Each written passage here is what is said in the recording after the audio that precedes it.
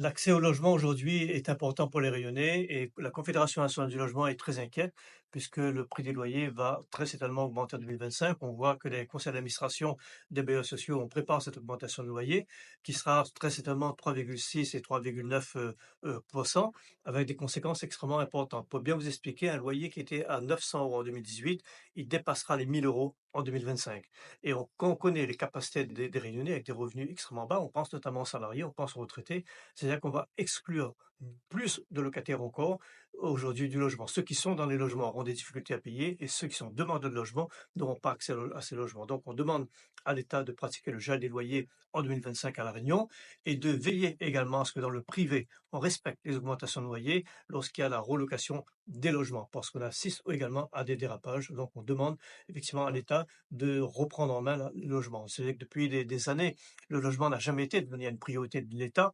Il faut aujourd'hui, profitons que nous avons une ministre du logement qui a été nommée et qu'il faut qu'effectivement qu'elle arrive à reprendre en main parce qu'à La Réunion, on est dans une situation différente. On n'est pas à Paris, on n'est pas aujourd'hui à Toulouse. On n'a pas, nous, la possibilité de prendre un tram, un train pour aller d'un département à l'autre pour avoir un loyer moins cher. Nous, on est dans l'océan Indien. Il faut des mesures fortes et des mesures adaptées à la situation rayonnaise. L'heure est grave, il faut réagir. Qu'est-ce que vous pensez justement de ce député qui souhaiterait mettre en place une espèce de géolocalisation, c'est-à-dire qu'en fait, les emplois dans une zone, les personnes qui travaillent sont prioritaires pour l'accès au logement? Alors, ça peut être toujours une bonne chose, mais comme il dit, effectivement, à La Réunion, on a une particularité.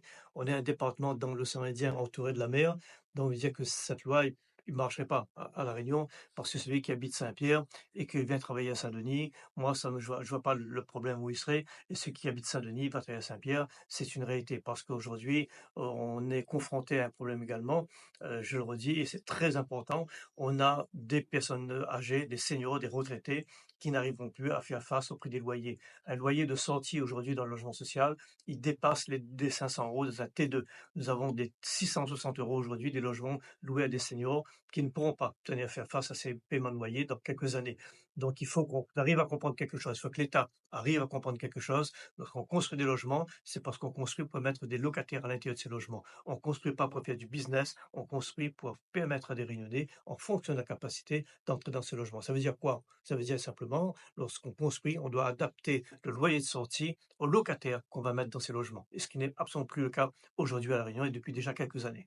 Et on a un souci aussi au niveau des colocations, justement, qui sont de plus en plus nombreuses à La Réunion, de la location des meublés, avec des nouveaux arrivants qui proposent des sommes incroyables à certains propriétaires.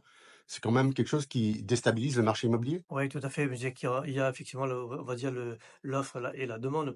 Mais certains propriétaires, effectivement, profitent de cette situation.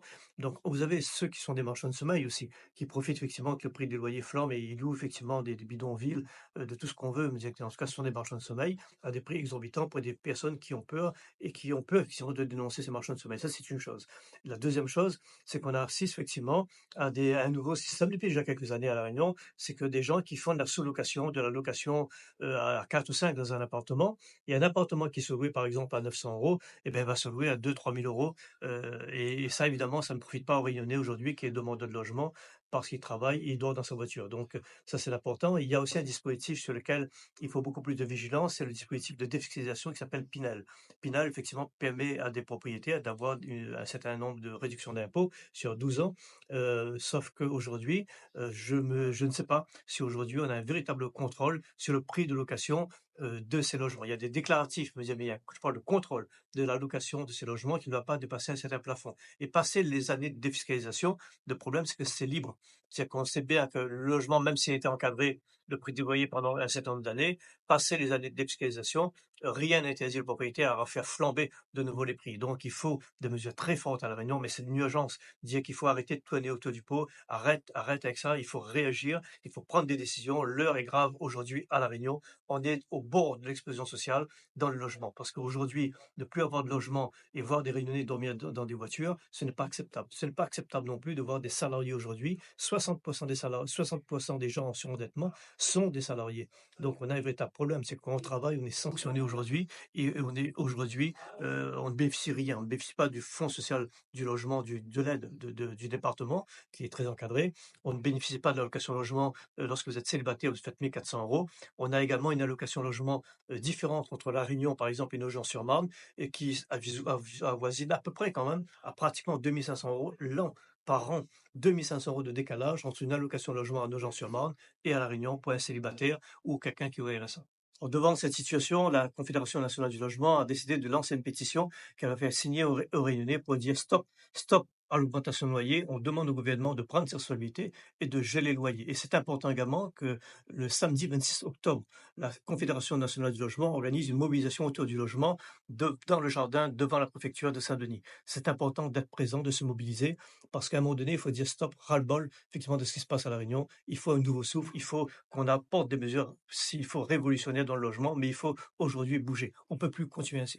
Et les 2,5% qui étaient actifs et qui ont été maintenant donc abrogés, puisqu'on Oui. va avoir des augmentations qui vont revenir dans les 3,5%, peut-être plus, c'est quand même, ça pèse sur le budget. Oui, ça pèse effectivement depuis avril 2024, le gel, je dirais, le blocage à 2,5% pour La Réunion n'existe plus. On assiste déjà à des augmentations de loyers dans le privé à 3,6% et nous, on craint effectivement que ce soit étendu au logement social très rapidement et dès l'année prochaine. Je redonne un exemple qui est bien précis. Un loyer qui était à 900 € en 2018 passerait à 1 018 € en 2025, ce qui est énorme. Énorme, sachant quand même qu'on parle du loyer principal. Mais si on parlerait des charges locatives, qui augmente également de manière extrêmement importante, on doit effectivement à un moment donné de dire stop, il faut arrêter, il faut se poser, il faut réagir en tant que responsable. En tant que responsable, ne pas continuer éternellement à augmenter aujourd'hui les loyers. Et je parle également des charges locatives. Il faut que les bailleurs aujourd'hui sociaux, parce que dans le secteur social, le prix des charges locatives est extrêmement important par rapport au logement privé. Vous avez dans le logement social aujourd'hui, chez des personnes âgées, des charges locatives qui frôlent les 120 € par mois. Donc, à un moment donné, il faut se poser et agir en tant que responsable. On demande aussi aux bailleurs, donc, sociaux, d'agir comme des responsables sur les charges locatives, parce que s'ils ne cadrent pas, ils n'encadrent pas mieux les charges locatives, on ne va pas tenir. Ce n'est pas possible. Il faut réagir, il faut être très, très fort aussi pour ça. Je le répète, la mobilisation le 26 octobre est nécessaire à La Réunion. Il faut qu'il y ait un grand rassemblement de locataires et de propriétaires aussi, puisque les propriétaires sont aussi victimes à un certain nombre de mesures qui ne sont pas adaptées à La Réunion, puissent se mobiliser et dire stop, ça suffit. Il nous faut une vraie politique du logement à La Réunion.